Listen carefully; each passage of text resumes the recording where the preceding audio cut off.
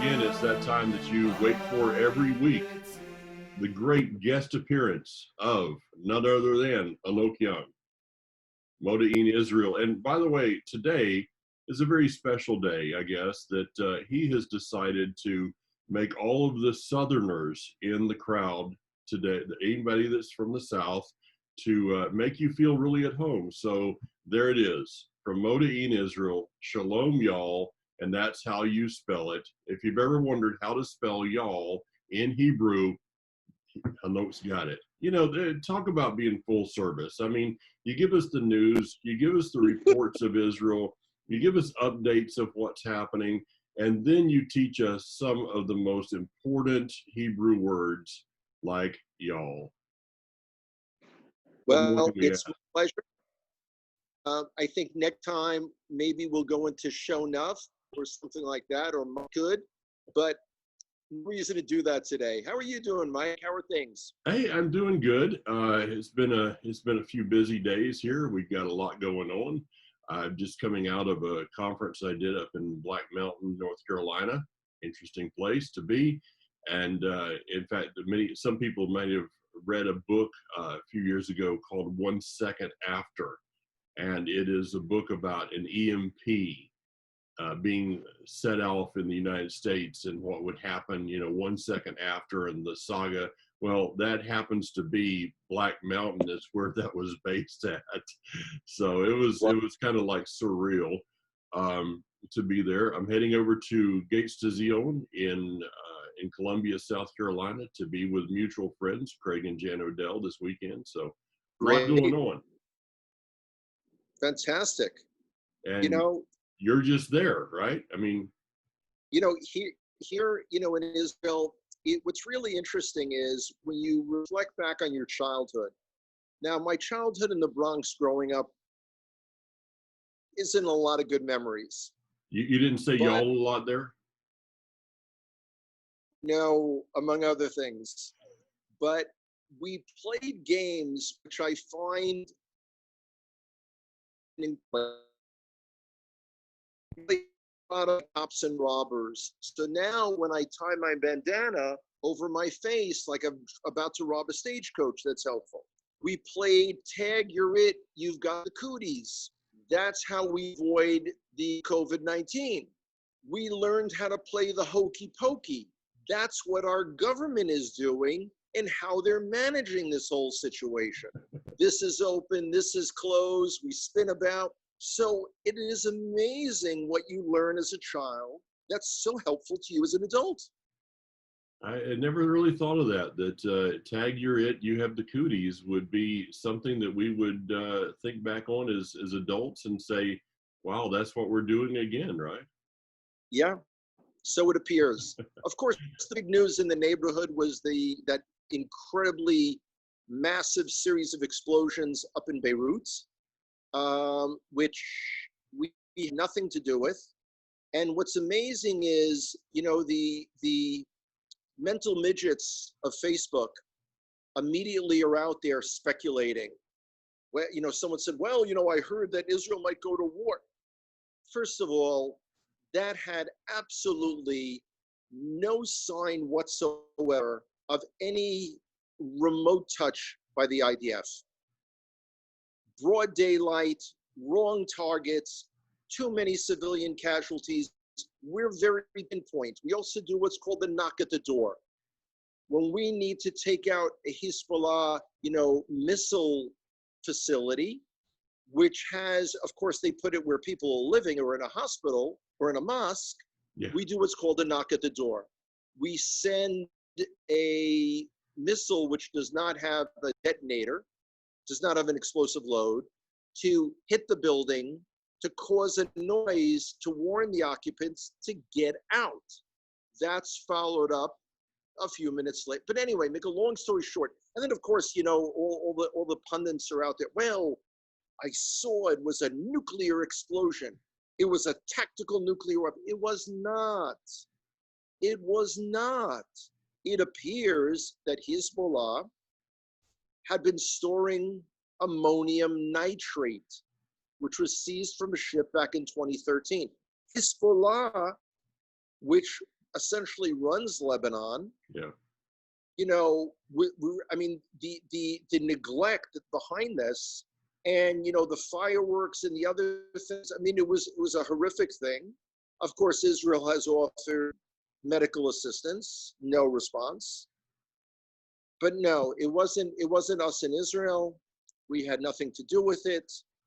Um, but be aware, you know, when there is another war in Lebanon, and you know that's what Hezbollah is, Iran's proxy, is that our higher echelons of our military have sworn that the next war we will reduce Lebanon's infrastructure back to the Stone Age.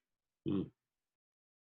Well, you know, But there is a verse in that talks about Damascus being leveled, and that's kind of one of for those. three transgressions, yeah, Yeah, I think that's one of those triggers of prophecy that we look at.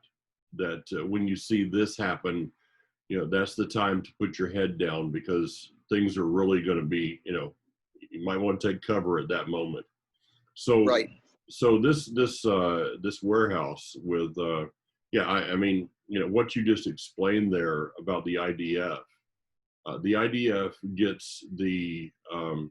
gets blamed for all kinds of aggression and is probably the politest military on the planet of what they do and the undercover to surgically take out targets instead of something like this.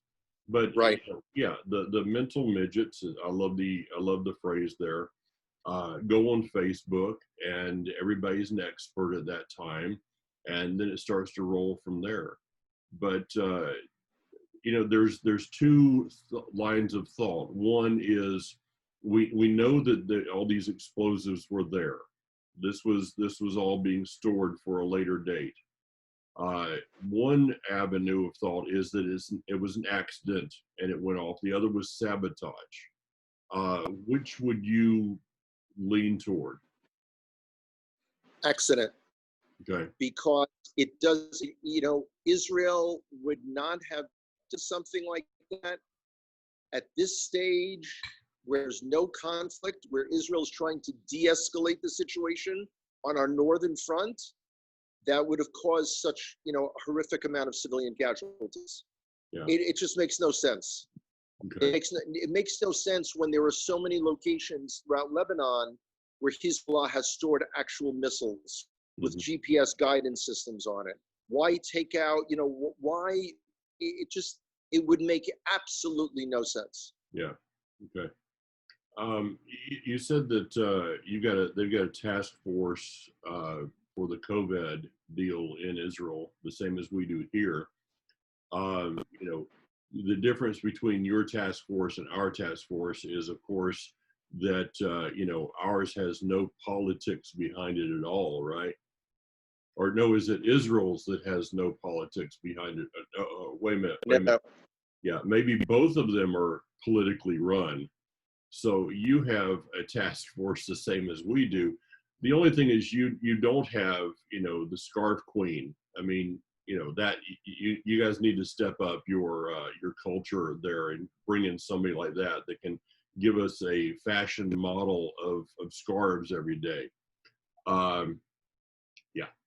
So, but they're talking about that there's going to be thousands of students, foreign students coming in, is it October? 21,000 foreign students.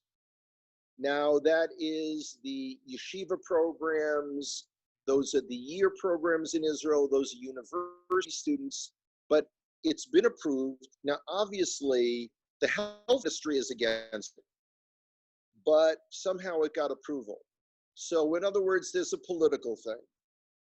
I guess would be the Haredi, the ultra-Orthodox parties. But the question's being asked, if there is a way that these 21,000 students can come in, and they will have to do a 2-week quarantine. Now, who's going to chase after these 21,000 students? You know, maybe the whole school's responsible. I don't know how this is supposed to work. But the question's being asked is, can there be a way found that will enable other people to come to Israel. Again, with certain conditions.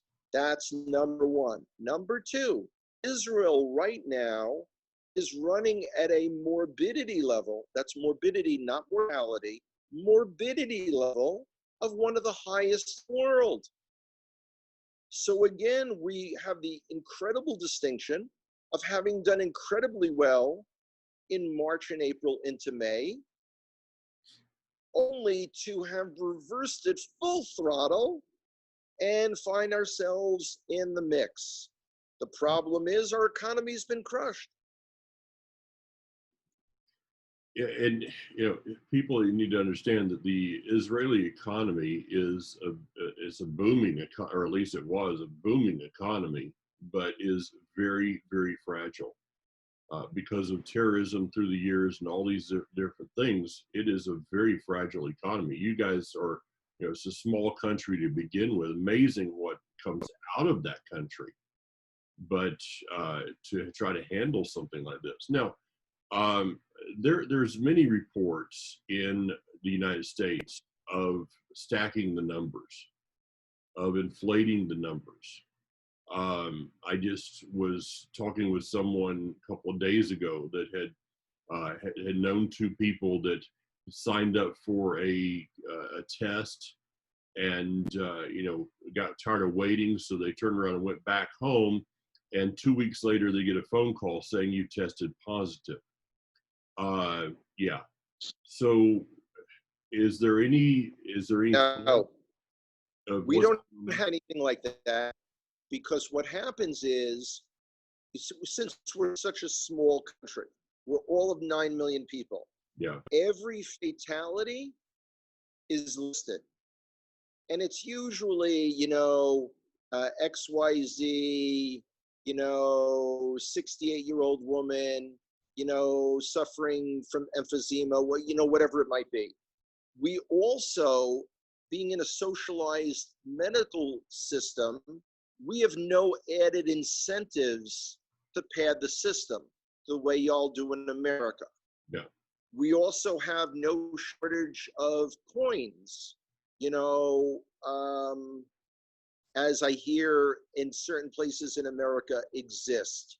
Now, whether that's from, businesses not being open, people not spending, I don't have that here in Israel. Our problem is for self-employed people like me, being able to earn those coins is more of an issue. We've never had a shortage of toilet paper. Yeah. I'm ready. If the postal system worked better, I'd be sending you all toilet paper. Yeah, trying to get something out of your postal system. I mean, anybody that thinks that the United States postal system has some problems, they've never been to Israel. I mean, trying to mail a postcard from Israel to the United States, you almost have to go through the Knesset, and get a stamp of approval from Bibi himself to get that done. It is crazy. And stand in that line that you guys stand in at the post office, the only thing worse than that is going to the bank teller. It's really unbelievable how advanced society we are in some areas, and in other areas we're archaic. Kind of like U.S. Department of Motor Vehicles in the 1960s. It's just unbelievable. Yeah. Your bank. I've had to go to the bank just a couple of times when in Israel, and your bank tellers make our motor vehicles department look like Mr. Rogers. I mean, and they're true. Like, it's like, and why are you here? Why are you interrupting? Why are you interrupting my phone conversation with my boyfriend, girlfriend, whoever? Yeah. And particularly, I could be out smoking a cigarette. Why are you taking my time? Yeah. So you. Yeah. So anything, any just kind of really crazy behind the scenes things going on there besides, you sitting here? Well, it's interesting. We've had anti-Netanyahu demonstrations. And, among them have been, Antifa, or Marxist activists. You could tell by the t-shirts. You know, for an Israeli to wear a Che Guevara t-shirt is bizarre. It's far more common and makes more sense to wear Shalom Yal one than Che Guevara. So, but we don't have any of this anti-government violence. Netanyahu, they're supposed to be, according to the coalition agreement, they're supposed to be signing on a budget.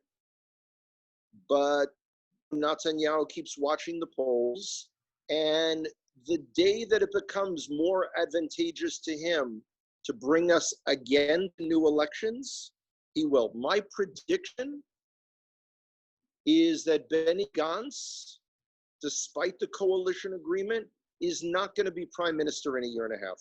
Well, no, that would be totally, yeah. I can't see that happening. I can't see Bibi allowing that to happen. No, on the other hand, there is, there was an event just the other day, acknowledging Jewish Christian bridge building. Yeah. That was done by Root Source in Israel 365, and they picked 70 people all over the world, Jewish, Christian, Ephraimite, you name it. Okay, I was one of them. It's what's interesting though is in looking at this, I was the only person who works exclusively for the restoration of Judah and Ephraim. Out of the 70 people, Jewish, not Jewish, doesn't matter. The only one. And I am very anxious to be able to go and work face to face again with our brothers and sisters. And I'm hoping that the situation will allow me in January, God willing, to be able to get on a plane and go to America. Right now, Virgin Atlantic just announced that they're renewing flights to Israel on the 6th of September. I take those kind of things as a good sign.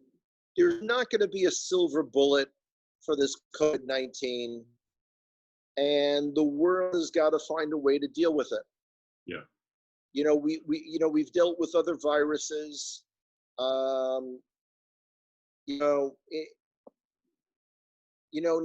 of course, I'm not addressing the political shenanigans that go on from state to state in the U.S. I wish I could solve that problem or provide insight on that. It's here in Israel, we don't have the economic stimulus packages that America has come up with. Our government is coming up with something. They finally passed something for self-employed individuals like me. So think of it this way. March, April, May, June, July, 5 months, not able to work at all. So for that, I'll be getting 3,000 shekels. That's, and plus 700 shekels. 3,700 shekels, $1,200. $1,200 for 5 months of not being able to work is pretty scary. I can just see you out there, throwing a big party for your whole block on that. Well, the good news is it's a great time to diet. That's true. All right. Well, we still have our Connect Israel tour scheduled. We're going to be having to make a decision on that very, very soon. Virgin Atlantic flying, yeah, it's great, but what's going to be the stipulations around that? Those things are yet to be seen. So yeah, to be determined. Yeah, it's just one of these things we gotta Well, walk day by day. Mike, while you're mentioning the tour, every single person that's listening, whether they're signed up now for November 2020, every single person should begin saving for 2021. For everyone that's been prevented from coming to Israel this year, there is, I'm sorry, no excuse that y'all shouldn't be saving now for 2021. Everyone should be ready. Yeah, I mean, This has been a paid political announcement. yeah, this should be a time in which we should be putting money back to, for the moment that it opens. I mean, that's my commitment, unless the stipulations are something that I just cannot deal with. I want to be on that first plane. I really want to be on one of those first planes heading over there. So we'll see what happens in days to come. We will. We will. Right. Well, Again, listen, for those who'd like to be in touch, my website is kolyehuda.com, KOLYEHUDA.com. Reach out, be in touch, drop me a note. Those who'd like to donate, it's an option there too. Yep, there you go. Well, we'll talk again next week and see what the fashion statement will be. It's going to be kind of our, so yeah, okay, that's Vav Aleph Lamed is y'all. Okay. I'm struggling with trying to figure out how to spell Shonuf, because in English, there's a bit of a, from North Carolina to Tennessee to Georgia, and our Cajun friends will have something to say about that too. So, you never know. Yeah, I'm not sure that Cajun can be translated into Hebrew because it's hard enough to translate it into English. It's hard enough to translate into actual French, but we'll talk about that another time. All right, shalom. We will talk soon. Take care. Bye-bye.